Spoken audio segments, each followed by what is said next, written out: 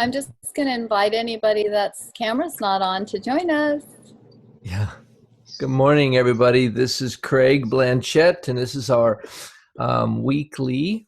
Actually, this will be the final, at least for a while, of our Friday Health Coach Huddles. But I want to welcome all of you that are joining us today. I want to welcome Don and Kelly Carpenter to the huddle, back to the huddle, and potentially a permanent attendee. That's exciting. But today is what is it? June 30th, and this we're moving to Tuesday nights at 8 p.m. Pacific, and that will start on the 11th. So next Tuesday is the 4th of July. So I want you guys to enjoy that with your families, with fireworks and all those other funny things. And then the following week we'll start at 8 p.m. And so this will be the last one for our Friday 9 a.m. Meetings.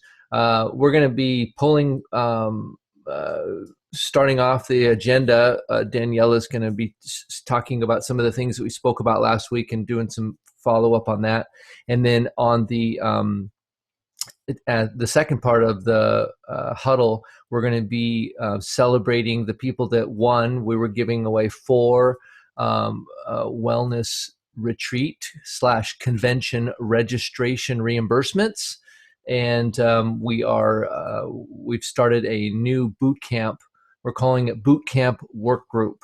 And so we'll talk about that. Tomorrow is the beginning of week 2. So we'll go into a little bit more detail about that as well. But without further ado, I'm going to bring on, toss it over to Daniela. So welcome, Daniela. Good morning, everybody. Good to see you all.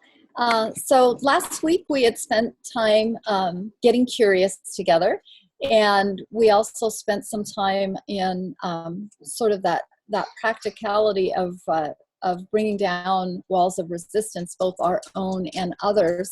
And I think it was Diane. Diane, was it you that left us with the assignment last week?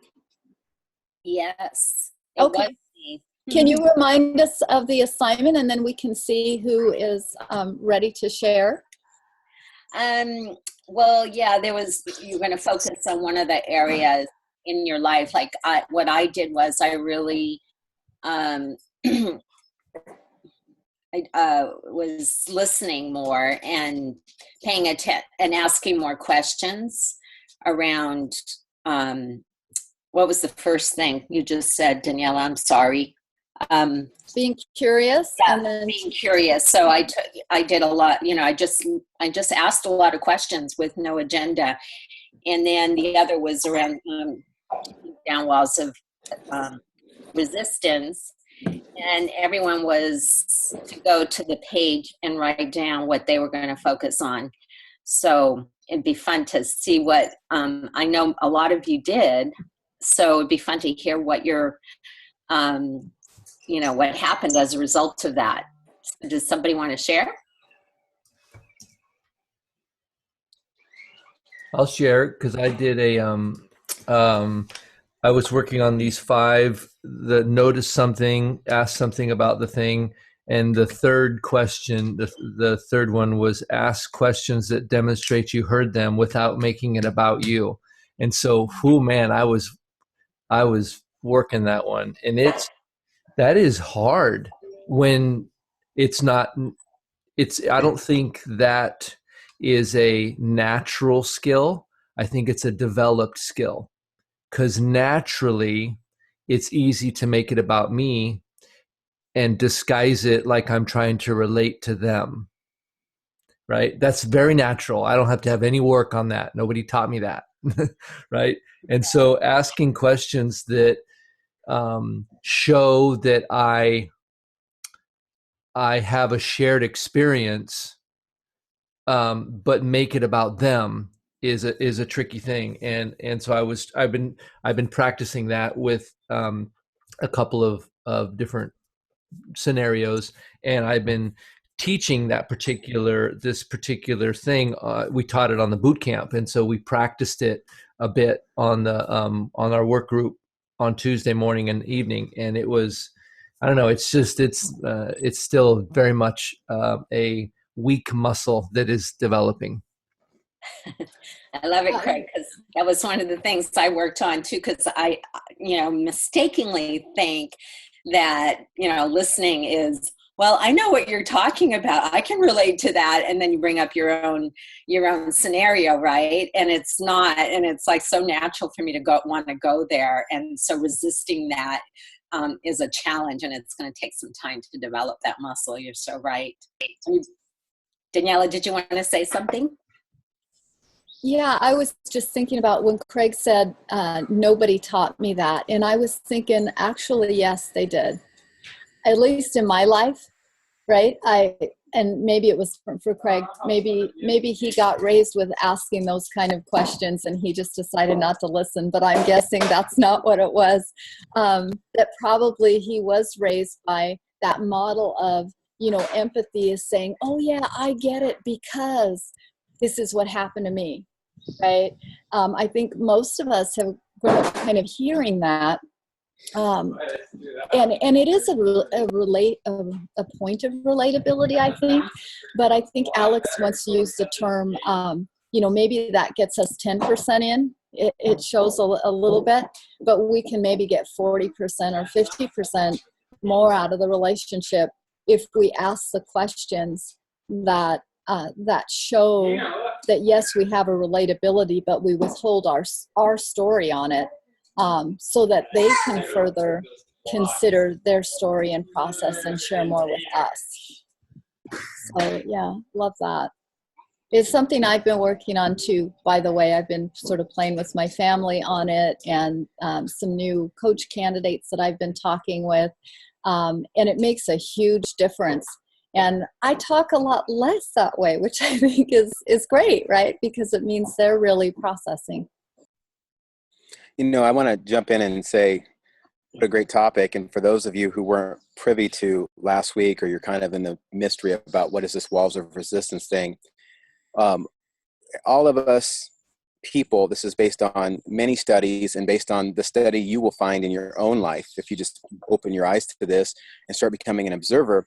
But all of us hold back about 40% of our collaborative energy at any given time to getting something done or contributing because of walls of resistance.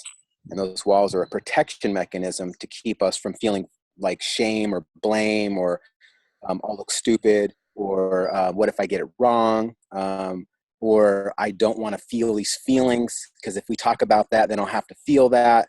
And this is a subconscious thing. It's not like it can be conscious once you're aware of this, but usually it's subconscious. People don't know that they're holding back their collaborative energy.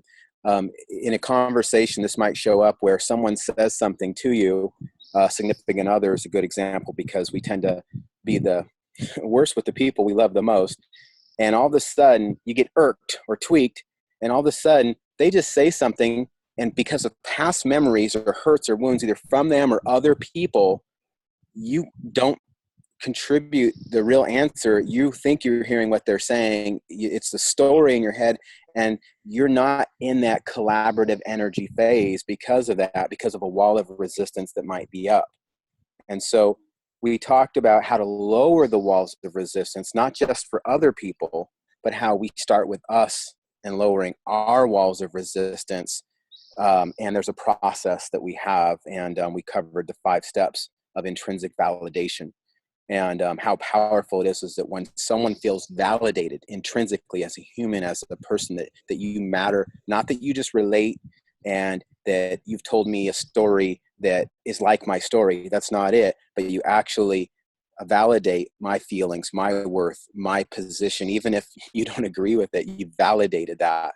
Those walls of resistance start to lower in me because it's safe to talk with you. You aren't there to judge me. Even if I'm kind of ripping you a new one and you're validating me, not saying you agree with me, but you're saying, thank you for sharing this with me. Tell me more about that. This, and without on the back end of that saying, now I have a solution for you, trying to say, now your answer. We talked about that process. So for those of you who are just coming on and you're hearing this for the first time, we talked about a process. So go back and watch the recording to get the details of this, but it's powerful. Then the collaborative energy comes forward. So I know the question on the table, just so we're back to the question, or we can move on if you want, Diane, is how have you practiced this week, and what examples have you noticed, or where are you at with this? Mm-hmm.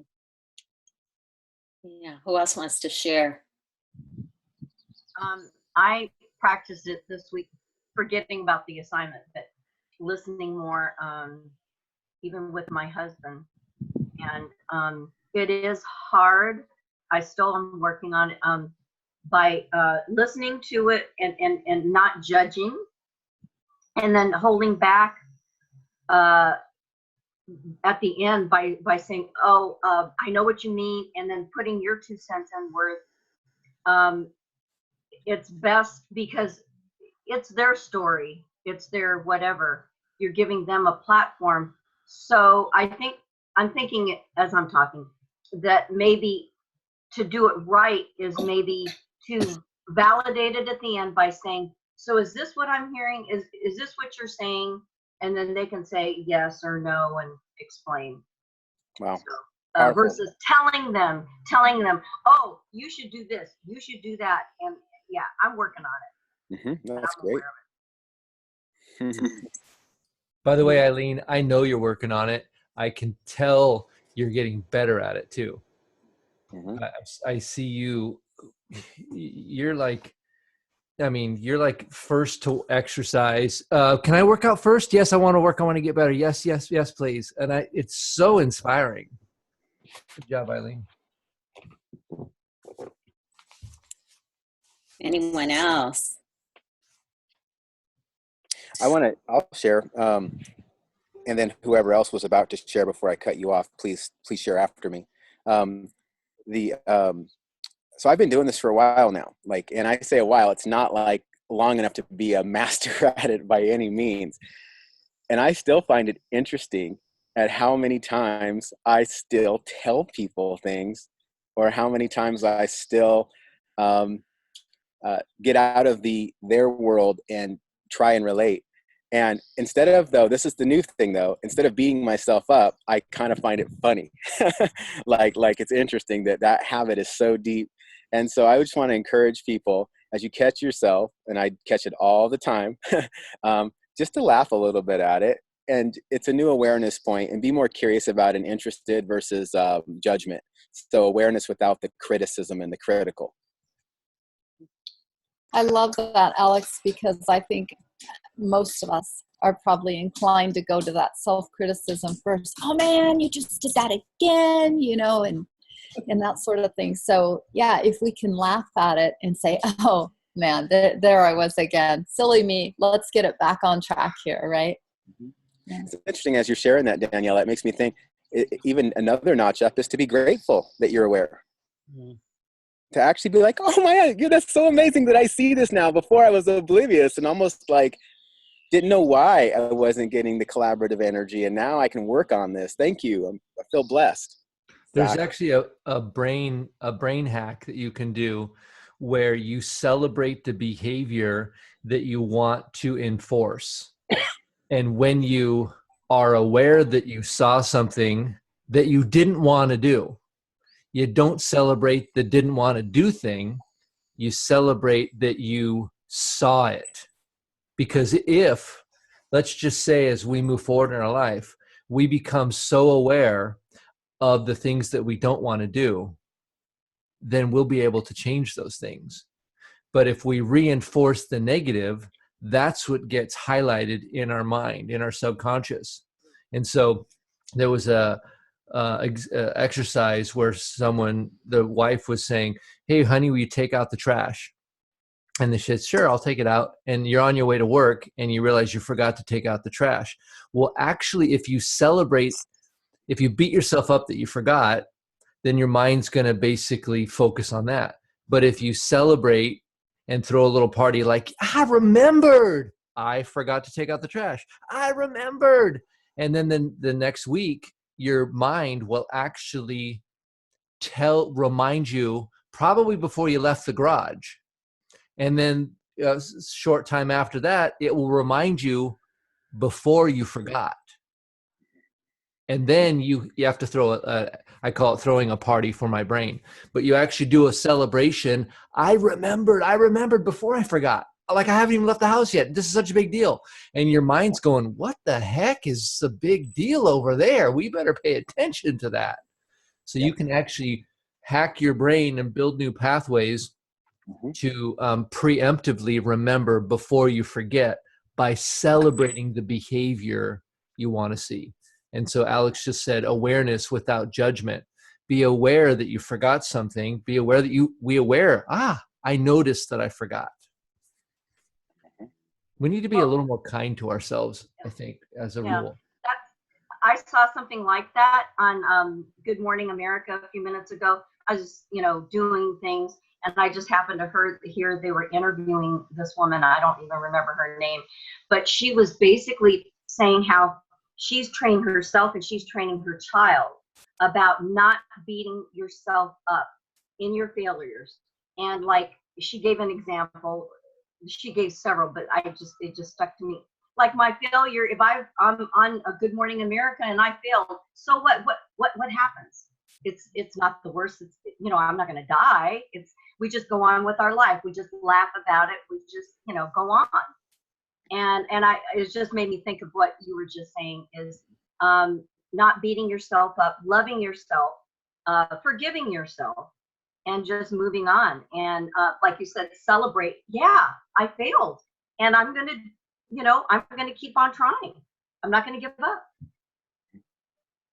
I think also it reminds us that we're human, and that we're just human nature screw ups, and to give ourselves a little break. I struggle with this also a lot, but I have to remind myself that it's okay, Christina, you're a human being and you mess up and you're not God, right? You're not perfect in every single way possible, and you don't always do anything right. But the more I'm aware of that, the more I can choose better and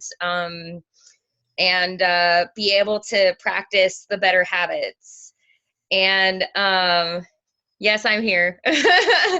And be able to be just an overall better person because you're more self-aware. And I think that's a really big deal. And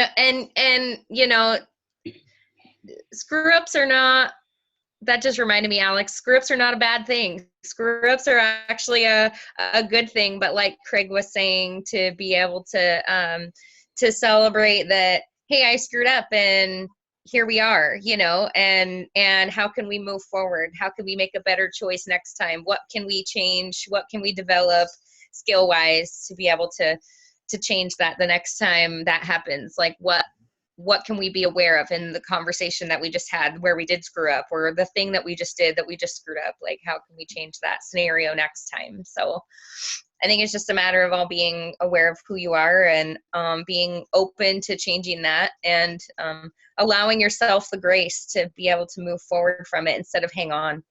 Yeah, I agree. It's even the word screw up to me has a little bit of baggage with it, but because that seems to me, there feels like some judgment in there. And my goal is awareness and then suspending the judgment. And then I say, do I like where I'm at or do I not like where I'm at? So I make an assessment. So it's awareness with an assessment rather than awareness with judgment. And then I say, ooh, I'm below the line here. This is not where I want to be. I've drifted. Let's shift and go above the line. I love that I saw that. Great. Yeah. Anybody else have any comments on that? I just think that that's a piece, and we've spoken a little bit about this on our health huddle last night, but where regret can come in if we're not careful. Like we get into this place of regret. Oh man, I forgot to ask those good questions. Oh no, now this or that, versus what you guys are talking about of saying, oh, I recognized it. That's a step forward from where I was before.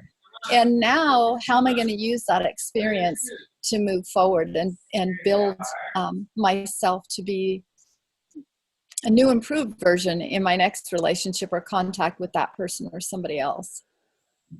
Right And on. how many times, Daniela, too, as coaches, do we want do-overs? Like, oh man, like my first 100 clients, or at least the first 50, it's like, it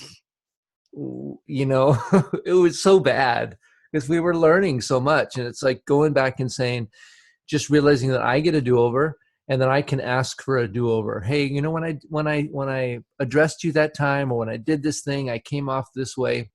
I just love to have a do-over because that's not what I was trying to do, but I just didn't have the skills to communicate what I was trying to communicate, and endlessly asking for do-overs. And I don't know about you, but man, when someone says, man, I screwed up, can I have a do-over?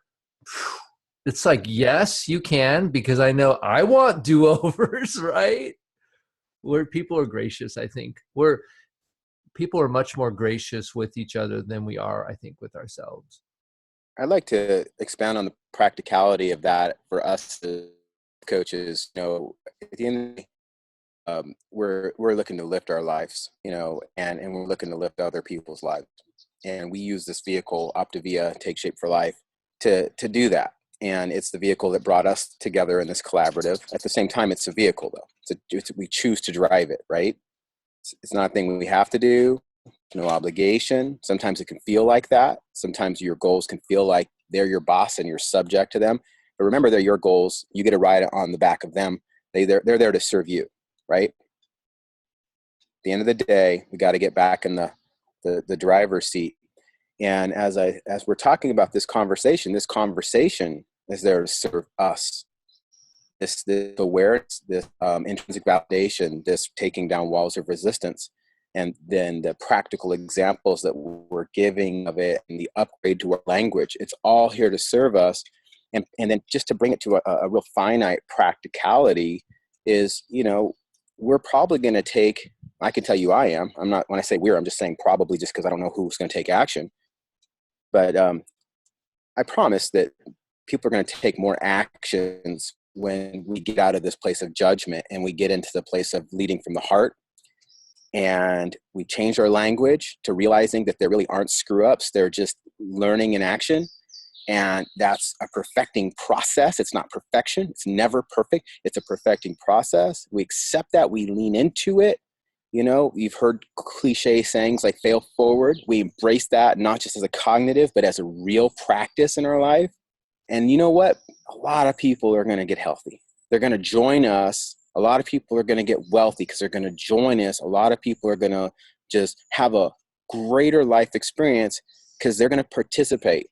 And if we turn this into a real finite practical, and that is every conversation you have, if you'll lead in the heart with boldness and love, not out of fear, you're going to get a result that's going to tell you what to do next.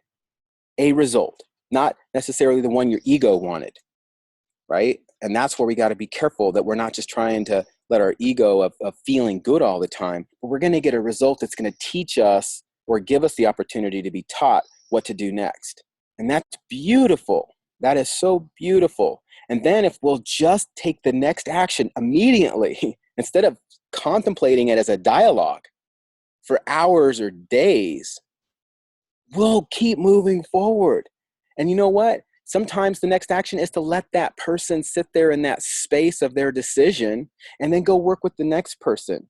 And you know what? Come back to that person after they've ruminated and see that you're not going to jump all over them. Sometimes the next action is getting that mentorship and wisdom. And I just want to say that's the practical finite of this as a coach. We get to actually apply this, not just talk about it in a jacuzzi and feel real good, right? And it's really cool. And I just want to say that, my encouragement, and that's putting the heart in you, and Kur, is to act on this. Maybe if we could take a minute, and maybe this was part of Diane's curriculum today for us to practically apply it. Was it, Diane? Okay. And if it's not, you can just say it is. Yeah, it is now. Yeah, Alex, you read my mind. So can we take just a couple minutes to pull out your pen and paper, or pull up a note on your computer if you're on a computer, and start to identify, if I took to heart what we just talked about, how would that change the kinds of actions, and name the people. Name who you're in path with right now. Name who you're attempting to be in path with if you're not in path with them, meaning people that you want to help move forward. And if I worked on the intrinsic validation process, name how this might help that relationship move forward, or what would be the next step. Get something practical out of this. And then what we're going to do is, if anybody's stuck with not knowing how to take what we've just jacuzzied, and the word jacuzzi means it feels real good, right? Because this feels good. But now to take this relaxation that we've gotten, this refresher, this feeling that we've gotten, give it. If you're stuck in how to practically apply it, let's then spend another few minutes talking about how to turn that into a practical application so you actually get this. All right. So just to be clear, take a minute or two right now to write down how this learning today, if applied, would shift or lift some relationships, have the potential to shift or lift relationships to move forward, and what would the next action be? So You when you need to say name this, when you say this training we did today, that's the giving us do-overs, giving ourselves grace to grow when we get it wrong, and being able to intrinsically validate. What is this thing you're talking about? Can you specify? All of it. Yeah. And so whatever your keys that you got out of this, I know that doing a bridge to, more of the topic, but it was really us looking at, this was like almost some of the cofactors or components that were needed to really stay in the intrinsic validation and lowering walls, was basically not beating yourself up, being grateful for the learning and the experience. If you truly adopted a gratitude attitude of awareness of when you made an upgrade, quote unquote, shifting from screw ups to learning opportunities, right? Because screw up, this is no judgment, but it's kind of a negative below the line connotation. Whereas I'm going to now screw up. I'm going to actually take the screw up to above the line and look at, I just upgraded my thinking. Like, this is so great that I saw that. Yay. Right. And celebrate that. If you did that, how could that impact your business, your life experience? Name it tangibly and come up with something concrete. And if you're stuck, you're stuck. That's okay too. We'll talk about that.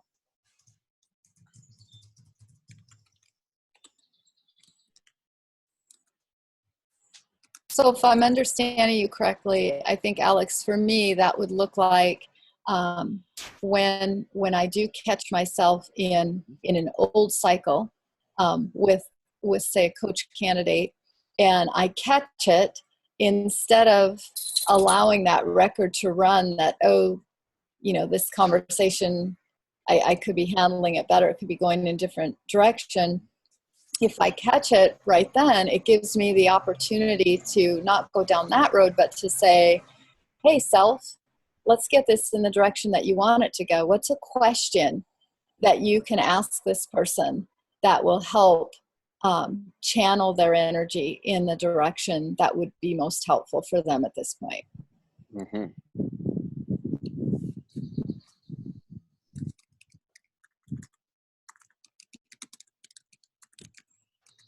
I'll share a few of mine while people are still writing and thinking, and maybe this will add to you. And I'm speaking from the new upgraded thinking. This isn't something I'm hoping is going to happen. I'm telling you, I'm embracing this as if it is, okay, as it is. So because now I celebrate my learnings, and because now I'm aware without judgment, I talk to so many more people because I'm going off of intuition and not fear. And I'm willing to let the result be whatever it's going to be. I take the next action based on the new result that I get without hesitation. I don't get in my dialogue. I go, what's the next thing to do for the right reason? Regardless of dialogue in my head, distracting thoughts, feelings, or judgments that are telling me this could happen, you could look this way or that way.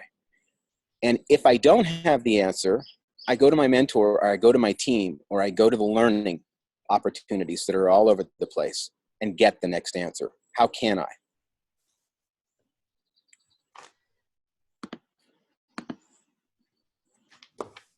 Anyone else want to share? Well, what you're saying there kind of makes me think of what we were learning before, where Daniela, she said, do the next right thing. So like for me, it's fear. I think a lot of us come from that place. Fear of talking to a certain person. And this morning I saw that Jamil Frazier for, that tips for Thursday. And he said something about, that fear of talking to a particular person. I think he said something like write their name down or something, because I wrote the person's name down because I've talked to them before and I've always had that wall up. And I'm like, he was being very genuine. He said something like, so-and-so, my person is Maria, you've been on my mind. I've been thinking about you. And just being genuine when you talk to them. And then he says he was surprised that person would say, you know what, I've been thinking about talking to you also. And so that wall comes down a little bit.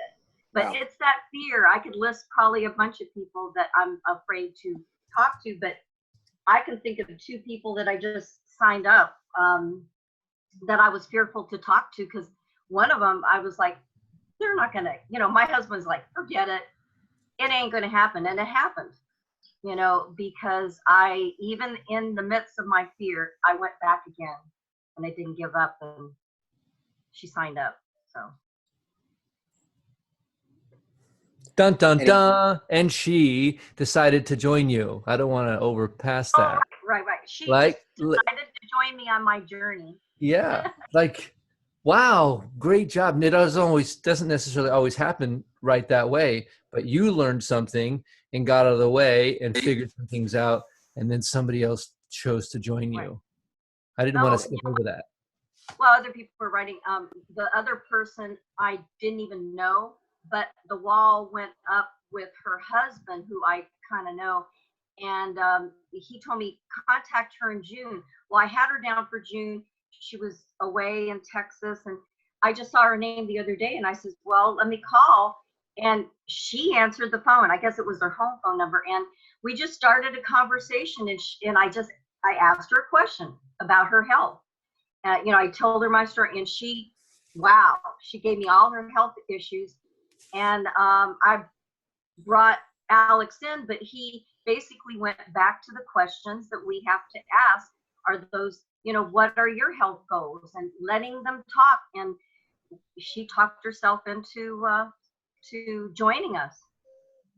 So this is a great example, and I want to hear from other people as well, of doing the next thing, regardless of what the judgment might be or the dialogue might be, and continuing on. And this isn't just about that. It's whatever you learned from today. If you practically applied it, what would that make life look like? Could that make life look like moving forward? Anybody else want to share?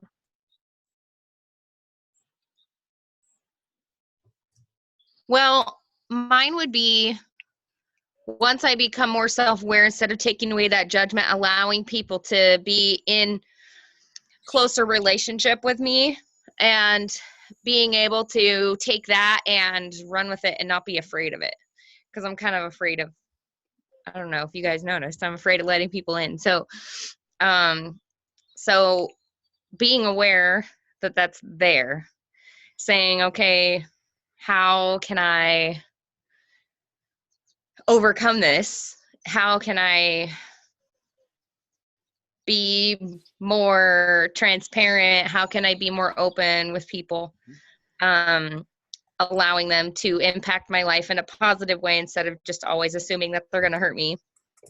That's really and good. Then taking that and actually moving forward with relationships, being able to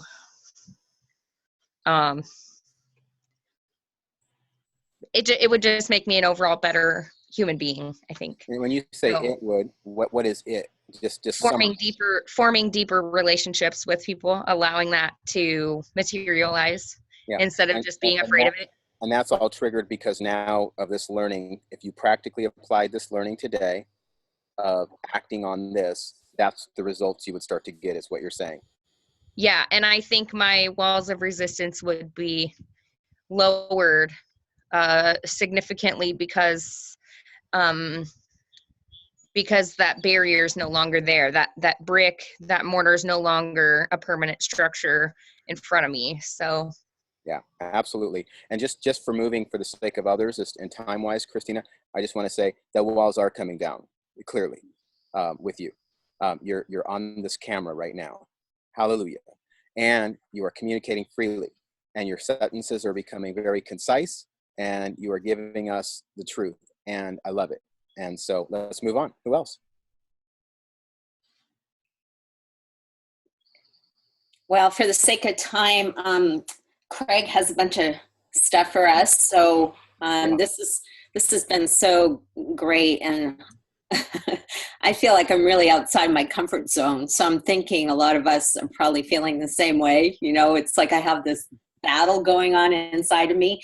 But each time I make a good choice, asking questions or what have you, listening more, we're building up that muscle. So positive. I want to end on that as a closure for this conversation so we can transition to Craig. So Diane just said she's out of her comfort zone, right? And if we had the time, and if I was intrinsically validating her, what I wouldn't do is say, oh, it's okay, you're doing good job. What I would do is I'd say, wow, tell me more about that, right? Yeah. And I would actually have her work through it, and I'd say, hey, would you like to move that forward? Or would you like support with that? Mm-hmm. See, that's the difference. And that's the process of it, where you're letting them, and you're not giving them any advice, you're just asking questions, and you're getting their collaborative energy building up. So perfect end there, unless someone else has to piggyback. I think Kim has her hand up. Go ahead, Kim. Oh, I'm just trying to figure out the phone thing. I wasn't sure. I tried to talk a couple of times, but I don't think they can hear me. I wasn't able to unmute. So apparently I learned how to raise my hand though. So I am learning. I don't need to prolong the topic, but I just would love to say that I think this is a really valuable topic that could, and I think should be covered regularly. I know I need the accountability for people just asking and keeping this awareness going. My task this last week was to try to notice people more.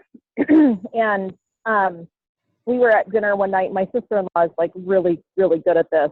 And she was saying, did you notice this about the waitress? And I was like, how did I miss that? And that initial thought was like, wow, I have so much more to learn. But it wasn't a negative thing. It was definitely a positive thing.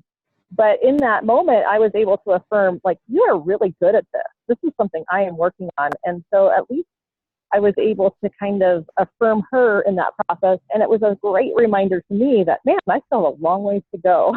And even though I'm really focused on trying to do this. So. Thanks, Kim. By the way, *6 will unmute you. And I have no idea how you raised your hand, but wow, how did you do that? Is it star? It's *9. *9. I tried *6. It didn't seem to work to unmute for whatever reason, but okay, I'll keep working on it. Maybe I don't know. I don't have the best signal, so maybe it was something to do with that. *9 raises her hand. Good to know. So awesome. Thank you guys for this conversation. We have a little bit of celebration we're going to move into. But one of the things before we move in is sometimes at the end of these trainings, we have an assignment where Daniela, Diane, or Kim will say, hey, here's what we're going to work on for this week. And then I noticed that oftentimes we come a whole week later and we sort of forgot about that quickly. So I just want to encourage you to write when we say, here's the assignment for the week. Make sure you take the 2 minutes, write it down, and have it in front of you during the week. Because you got a lot of things going on, and that'll get lost in the grocery list and in the, whatever, all the little things that you're going to do. And technically, tomorrow is the weekend, right? That always happens after Friday. And so we get into our busy weekends and we just sort of lose sight of it. And all of a sudden we show up again on Friday, which will soon to be Tuesday, and we really didn't address it. So write it down. So the assignment was to, what if I took to heart that I get endless do-overs, and do-overs are a way to get better. Like when I make a mistake, I have a retake. I missed it, so I get a retake. Mistake, right? And so I'm going to get better through that process. And how can I focus on intrinsically validating others? And if I did those things, what would change? So that's the general question of, what if I applied this? What if I believed it? What if I saw mistakes as opportunities to get better? Always, right? And give yourself some grace. How else do you learn? You don't know everything. You learn it. Why? How? By doing it the wrong way. You go, ooh, that didn't taste the way I wanted it to taste. I'm going to change up the ingredients. I'm not going to beat myself out that those pancakes didn't turn out well. I'm just going to change the ingredient and cook it again.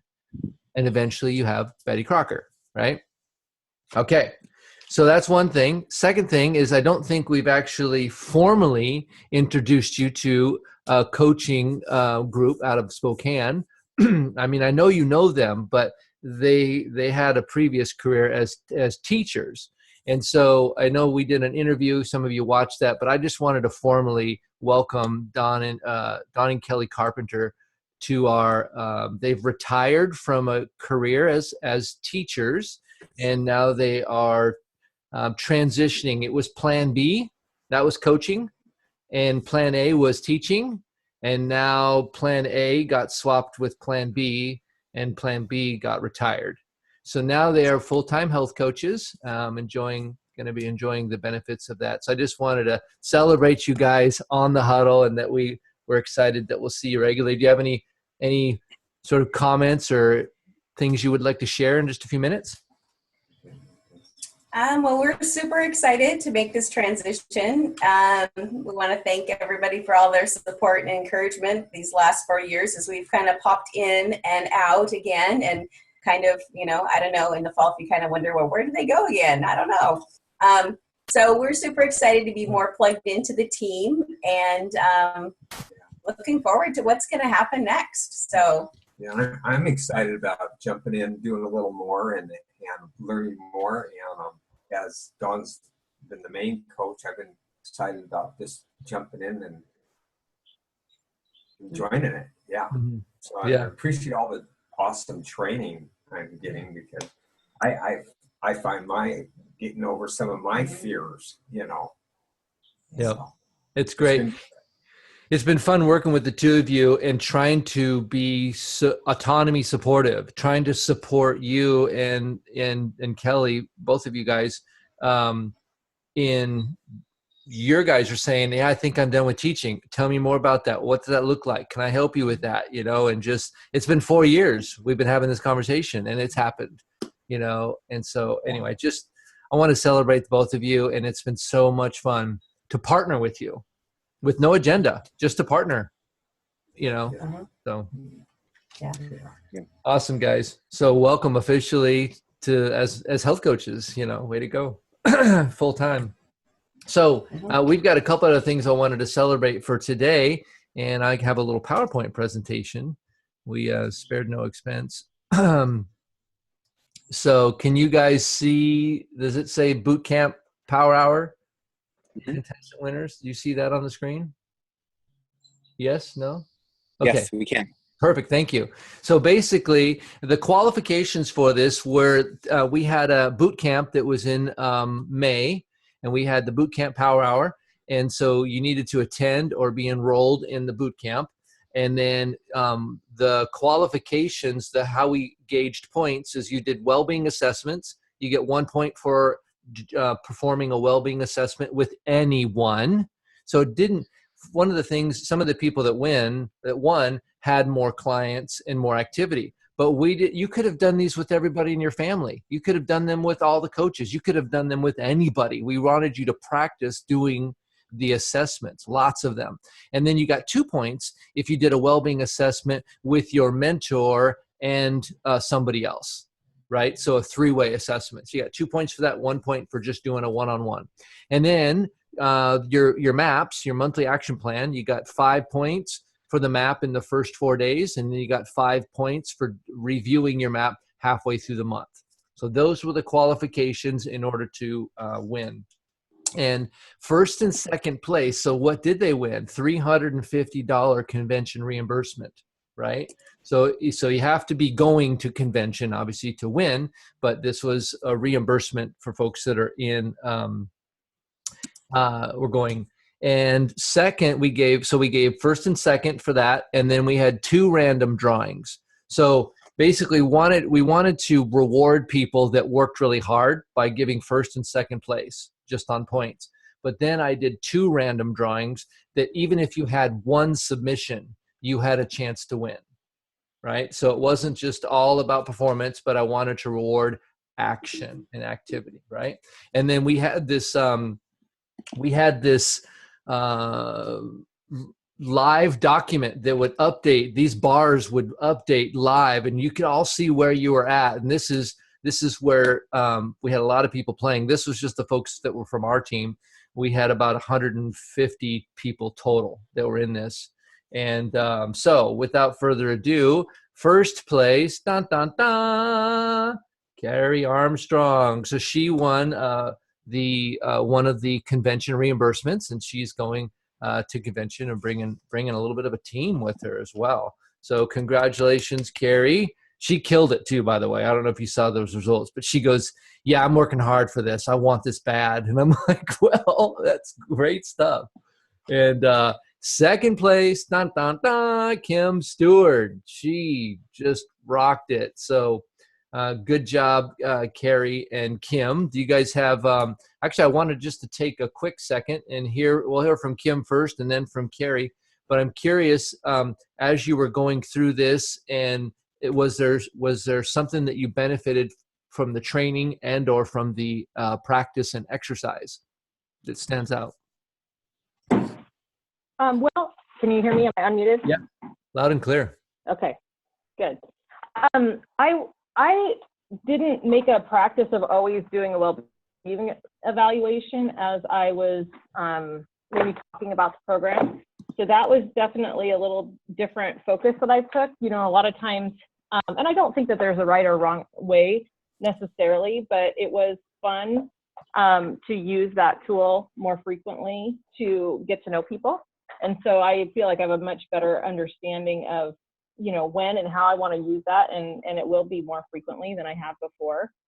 And even just going back with clients that are struggling and taking the time to do a well-being evaluation. I mean, I think that was probably the biggest difference, because a lot of the other topics, you know, we're fortunate to be on a team that we're talking about, you know, the meet and greets and encouraging clients or new clients to be connected with community.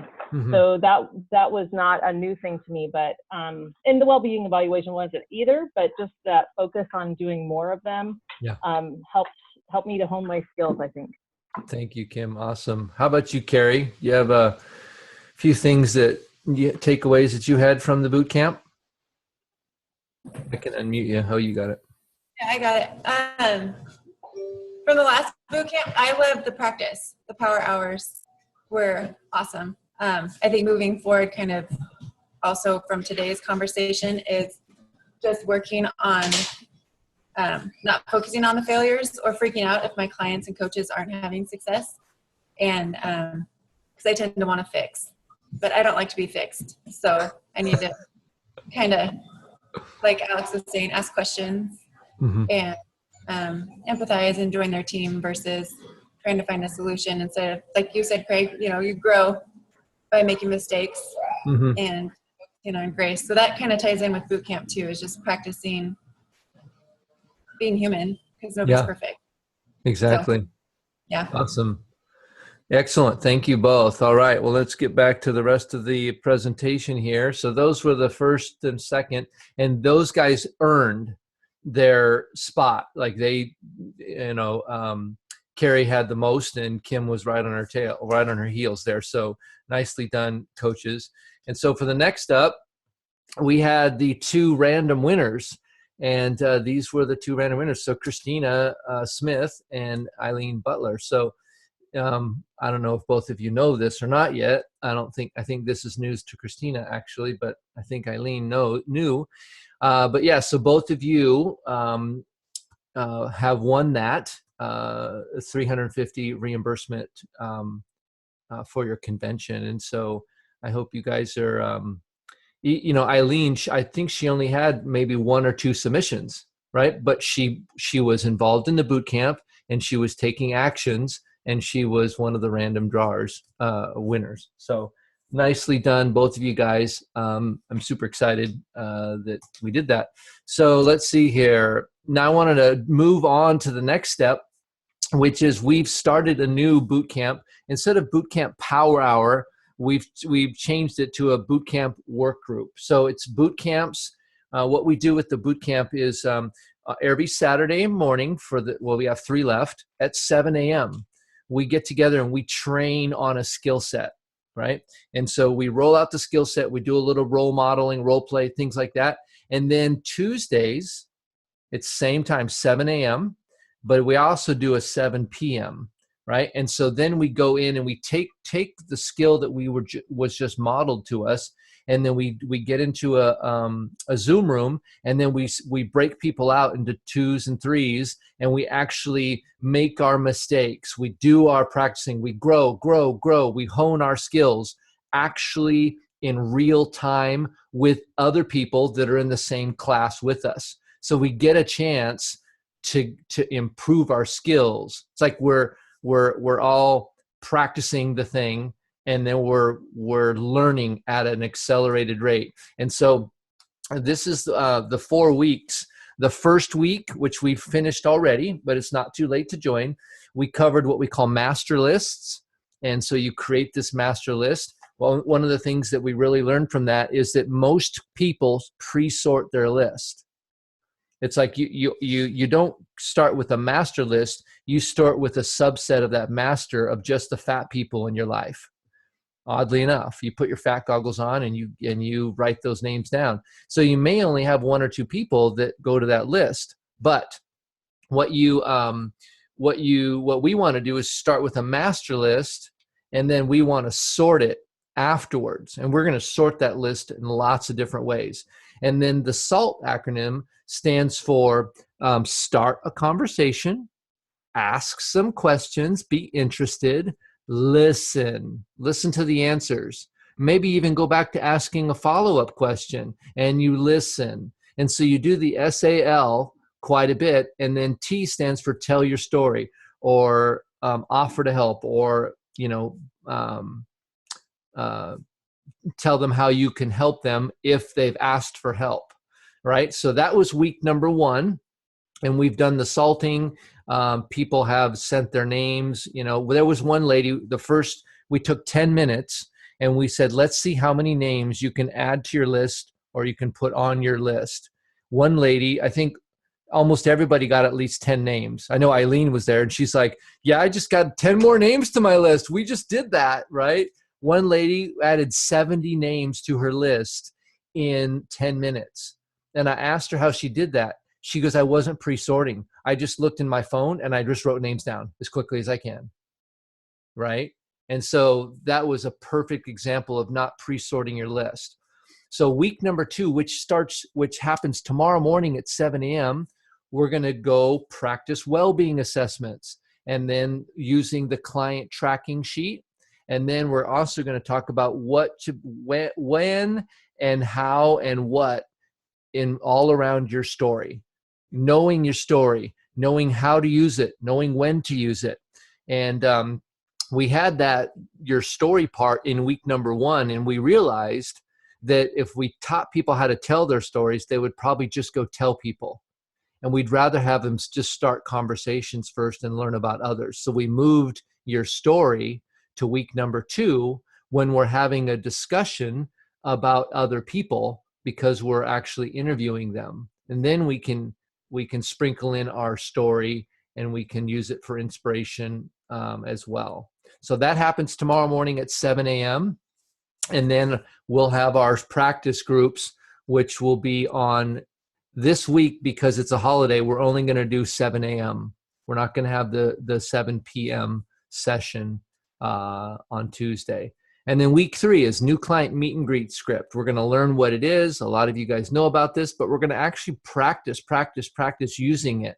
and we'll be in three-way groups in our work group session.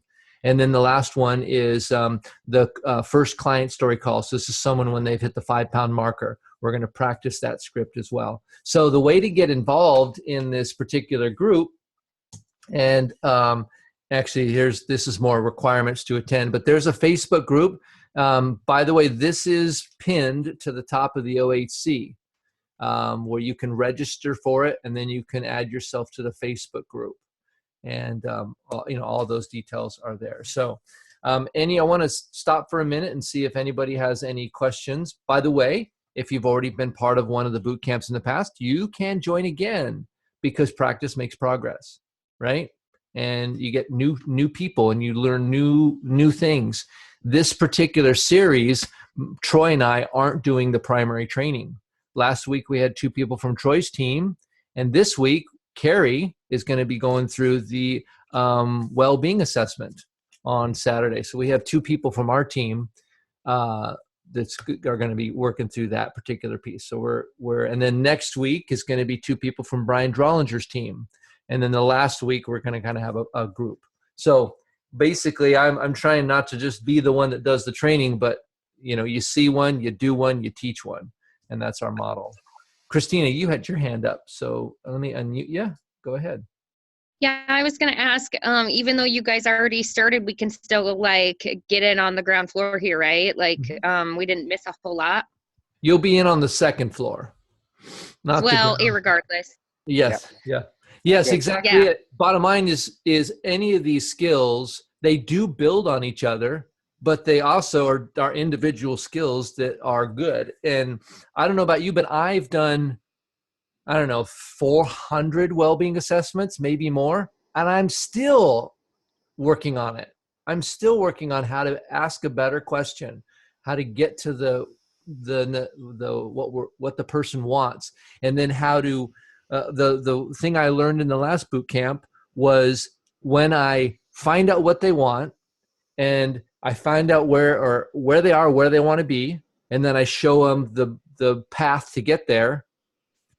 So I tell them about our 4 cornerstones and how our program works. I ask this question: tell me, based upon what you've done prior to this, how this program would get different results. I ask them the question.